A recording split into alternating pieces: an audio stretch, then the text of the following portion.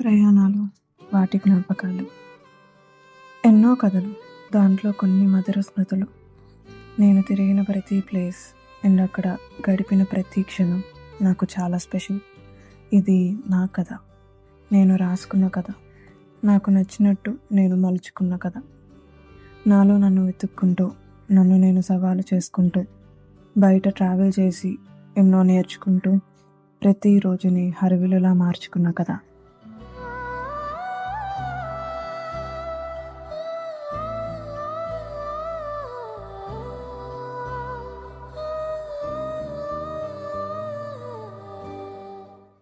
గమ్యం లేని నా ప్రయాణంలో గమ్యాన్ని చేరాలని నా ప్రయత్నం అంతా ఇంత కాదు, కానీ ఆ గమ్యం నాలోనే ఉంది. ఎంత విచిత్రమో, దాన్ని వెతుక్కుంటూ ఎన్ని తిరిగానో, ఇంకా తిరుగుతూనే ఉన్నాను, అలుపెరగని బాటసారిలాగా.